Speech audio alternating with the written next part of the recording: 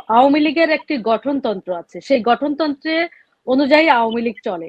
আওয়ামী লীগের নেতা নির্বাচন করে আওয়ামী লীগের তৃণমূল কাউন্সিলররা, তাদের নেতা নির্বাচন করে। তো সেই জায়গায় তাদের কাউন্সিলে নির্বাচিত করবে যে তারা কাকে চায় কাকে চায় না। আপনি দেখবেন যে অনেক বক্তব্য এবং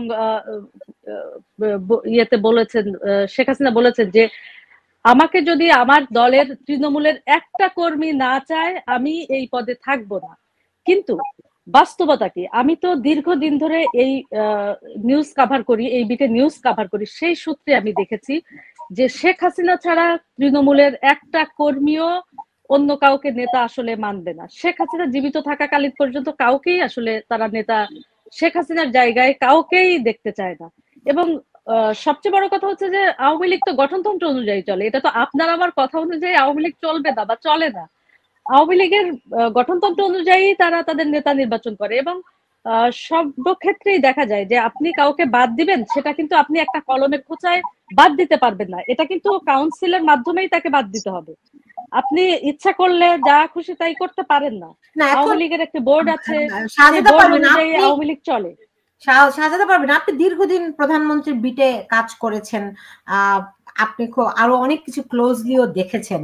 শেষ পর্যন্ত মানে সরকারের এই যে এইভাবে করে পতন হওয়া, এবং একটু আগে লিসা কালাম যেমনটি বলছিলেন যে তৃণমূলের মানে হাইব্রিড আওয়ামী লীগ, এই যে সুসময়ে যে আওয়ামী লীগের লোকজন ঝাঁক ঝাঁক ঝাঁক ঝাঁক করে মানে কোথা থেকে যেন এসে প্রকৃত কর্মীরা দূরে সরে যায়, প্রকৃত নেতারা দূরে সরে যায়। হ্যাঁ, এটি কেমন করে ঘটেছিল? এটা উনি একেবারেই সঠিক কথা বলেছেন, কারণ আপনি জানেন যে আমি এই বিটে কাজ করি সেই বিএনপি জামাতের সময় থেকে, তখন আওয়ামী লীগ বিরোধী দলে। তো তখন আমি একমাত্র মেয়ে ছিলাম আওয়ামী লীগ বিটে। তো এখন আপনি দেখবেন যে ঝাঁক ঝাঁক মেয়েরা কাজ করছে, এটা দেখতে আমাদের অবশ্যই ভালো লাগে। কিন্তু তাদের ক্ষেত্রে আপনি আজকে দেখেন কাকে আপনি দেখছেন, কাউকে কি দেখছেন এখন? কিন্তু যখন শেখ হাসিনা ক্ষমতায় ছিলেন তখন কিন্তু আপনি তাদেরকে মানে শেষ করতে পারবেন না, তাদের চেহারাই আপনি দেখবেন এবং ঝাঁকে ঝাঁকে সব হাইব্রিড। এটা তো আমরাই আসলে এর সাফারার। ইভেন আমাদের মতো আমরা যারা মানে এটা হচ্ছে যে সাংবাদিকতা করি, পেশাদার সাংবাদিকতা করি, আমাদের উপরেও তো এই আওয়ামী লীগের সময় আমি নিজে চাকরিচ্যুত হয়েছি। তো আসলে এটা তো মানে কি বলবো যে সবকিছুই কিন্তু আমরা ষড়যন্ত্রের শিকার নিজেরাই হয়েছি। সাজাতে পারবেন, খুব একটা ভালো কথা বলেছেন। আপনি নিজে আওয়ামী লীগ বিটে এতদিন ধরে কাজ করেন, অনেকে তো আপনার পুরো আওয়ামী লীগেরই বলে, রাইট? হ্যাঁ, আমাকে আপনার চাকরি ছিল না, আপনার দীর্ঘদিন আপনার চাকরি ছিল না, আপনাকে নানান ভাবে হয়রানি হতে শিকার হতে হয়েছে। এমনকি আরো অনেককে এই হয়রানির শিকার হতে হয়েছে যাদেরকে বলা হয় আওয়ামী লীগের সাংবাদিক, এখন তাদেরকে বলা হয়, এরকম অসংখ্য নিপীড়নের শিকার কিন্তু আছে। আপনাদেরকে সরিয়ে কিভাবে ওই হাইব্রিডটা কিভাবে করে প্রকাশ করলো? আসলে ঘটনাটা হচ্ছে কি সুলতানা, আপনি যখন পেশাদার সাংবাদিক আপনার মনোযোগ থাকবে পেশার দিকেই, তাই না? কিন্তু যারা আসলে পেশাদার না তারা তো তেলবাজি করবে, বিভিন্ন ধরনের ষড়যন্ত্র করবে, করে আপনাকে, আপনি দেখবেন যে আপনার অফিসের ভিতরেও এটা হবে, আবার এদিকে বাইরেও এটা হবে। এবং সর্বক্ষেত্রে দেখা যায় যারা পেশাদার তারাই কিন্তু আক্রান্তের শিকার হয়েছে। ইভেন আমার জানা মতে আপনি নিজেও তো এই ধরনের একটা শিকার আপনি নিজেও হয়েছেন।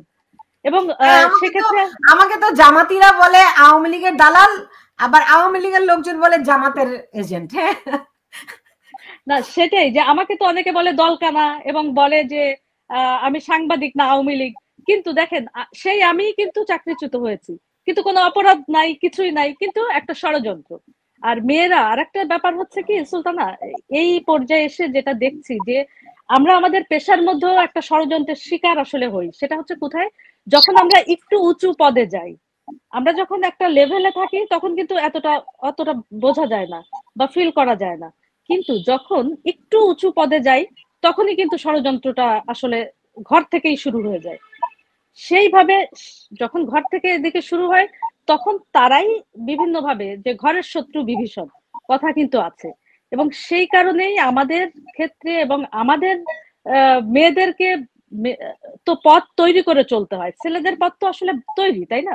তাদের তো আর সেভাবে কিছু করতে হয় না, আমাদেরকে পথ তৈরি করে সেই পথে আমাদেরকে আগাতে হয়।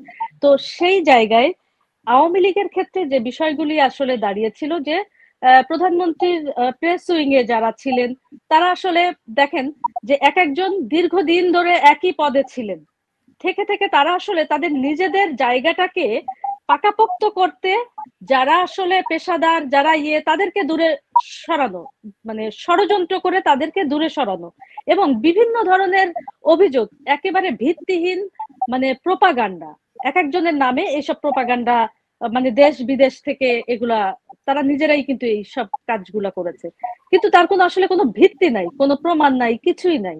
দেখবেন যে আপনার চরিত্র হনন করতে হবে, এই একটা শুরু করে দিল। আর মেয়েদের ক্ষেত্রে তো এটা কি বলবো, যে এটা তো মানে আরো মুখরোচক, শুধু একটু বললেই হয়েছে দেন এটাই মানে আপনার আরব্য রজনীর গল্প একেবারে ফাঁদা হয়ে যাবে এবং তার শিকার আমাদেরকে হতে হয়। তার মানে হচ্ছে ওই যে আওয়ামী লীগকে ঠেকায় সাধ্যকার, বাইরের শক্তির কোনো দরকার নেই, নিজেদের ভেতরেই শত্রুগুলো আসলে থাকে এবং তারা আসলে ওই যে অপশক্তি, তারা হাইব্রিড, তারা আসলে ওই এই বাংলাদেশকে ওন করে না তারা। আপনি তো দেখলেন যে 5 তারিখের পরে আমাদের কতজনের মুখোশ উন্মোচিত হলো, যাদেরকে আমরা কখনোই ভাবতাম না যে আমরা ভাবতাম তারা প্রগতিশীল, তারা বাংলাদেশকে ধারণ করে, কিন্তু আসলে কিন্তু তারা সেটা করে না। এতদিন তাদের কিন্তু সেটা মুখোশ ছিল।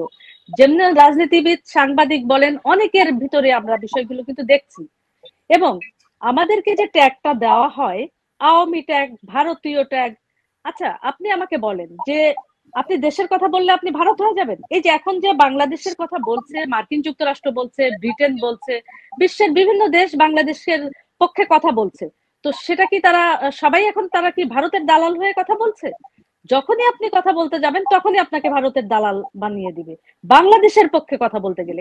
এবং আজকে আমি দেখলাম যে খুবই ভয়ঙ্কর একটা ব্যাপার, সেটি হচ্ছে যে আজকে বিএনপি সংস্কার কমিশনে, যে সংবিধান সংস্কার কমিটিতে তাদের রিপোর্ট তারা জমা দিতে গিয়েছিলেন এবং সেখানে বাংলাদেশ নামের পরিবর্তনের কথা বলা হচ্ছে। আপনি ভাবুন তো একবার, যে একটি স্বাধীন দেশ, আমরা 9 মাস রক্তক্ষয়ী যুদ্ধ করে 7 লক্ষ শহীদের প্রাণের বিনিময়ে, 2 লক্ষ মা বোনের ইজ্জতের বিনিময়ে আমরা এই বাংলাদেশ পেয়েছি। সেই বাংলাদেশে কিভাবে সম্ভব হয় সেই বাংলাদেশের নাম পরিবর্তন করতে চায়? আপনি ভাবুন, এর চেয়ে মানে গা শিউরে ওঠার কথা আর কি আপনি ভাবতে পারেন? এবং আমরা সেটা এখন দেখছি যে বাংলাদেশের নাম পরিবর্তন করার ষড়যন্ত্র চলছে। সেইখানে আপনি আসলে আপনাকে তো ট্যাগ দিবেই, এটাই বুঝতে হবে যে আপনাকে ট্যাগ কারা দিচ্ছে। এভাবে ট্যাগ দিয়ে আপনাকে বাংলাদেশের মানে পক্ষের শক্তি, এবং আপনি দেখেন যে এতগুলো সাংবাদিককে চাকরিচ্যুত করা হয়েছে, এতগুলো সাংবাদিকের কার্ড বাতিল করা হয়েছে। আপনি গতকালকে একটা ভিডিওতে বলেছিলেন যে এই যে কত সাংবাদিকের প্রেস ক্লাবের সদস্য পদ বাতিল করা হয়েছে, তারপরে তাদের ব্যাংক হিসাব তলব করা হয়েছে। আসলে কি পেয়েছে সেই ব্যাংক হিসাবে একটু বলুক, এগুলো তো আমরা জানতে চাই। আমার ব্যাংক হিসাব তলব করা হয়েছে এবং আমার ব্যাংক হিসাবে আমার যে কয় জায়গায় চাকরি করেছি আমি, সেই কয় জায়গায় আমার ব্যাংকের হিসাব আছে। তো সেই হিসাবটা দেখাতে বলুক, আমি তো বলি যে সেটা দেখাক। তবে যেটা আপনি জানেন যে আমাদের সাংবাদিকদের একটা সমস্যা হয়, যে যেটা আমাদের বেতনটা আসলে নিয়মিত হয় না, যার কারণে আমাদের ক্রেডিট কার্ড ইউজ করতে হয়। তো আমার একটা ক্রেডিট কার্ড আছে, সেখানে আমার লোন আছে। তো সেই লোনটা তারা দিয়ে দিক। এখন যেহেতু লোন আছে, আমার তো কোনো টাকা নাই, বাড়তি কোনো টাকা নাই চাকরি ছাড়া। তো লোনটা আমি চাই যে এখন যেহেতু আমার কোনো কিছুই আসলে যেটা পাওয়া গেছে এটা দেখাক, এটা তো চাই যে আমার কি সম্পদ আছে, আমি কি দুর্নীতি করেছি। আসলে মানে খুব অবাক ব্যাপার যে আপনি কোনো কিছুই করেননি, কিচ্ছুই করেননি, এবং আপনার ইমেজটা, সবচেয়ে বড় কথা হচ্ছে কি, এদের টার্গেটটাই ছিল প্রথম দেখেন 18 সালের পর থেকেই কিন্তু এটা শুরু হয়েছে। ওই যে আপনার ইউএসএআইডি, ওই যে ম্যাটিকুলাসলি ডিজাইন, 18 সালের পর থেকেই আসলে সাল থেকেই আসলে এটা শুরু হয়েছে। ইভেন 18 সালের পরে প্রথম এর টার্গেট কিন্তু আমি হয়েছি, কারণ আমার ইমেজ খুবই ভালো। প্রথমে এরা টার্গেট করেছে যাদের ইমেজ ভালো, আগে তাদেরকেই বিতর্কিত করতে হবে।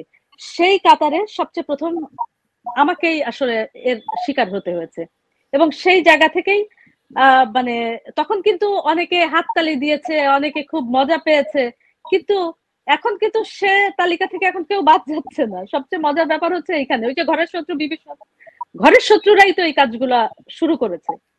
তো এখন কথা হচ্ছে কি, যে সেই জায়গাগুলো থেকে আমরা মানে আমরা আসলে শিক্ষা যে নিই বা শিক্ষা যে নিব সেটা তো আসলে আমরা নিই না। আমাদের এই যে জায়গা থেকে যে প্রতিটা জায়গায় যে যারা সৎ, যারা পেশাদার সাংবাদিক, তাদেরকেই আসলে প্রথম আঘাতটা শুরু হয়েছিল, এবং সেই আঘাত থেকে তাদেরকে দূরে সরিয়ে তারপরেই কিন্তু তাদের যে মেটিকুলাসলি প্ল্যান বাস্তবায়িত কিন্তু হয়েছে।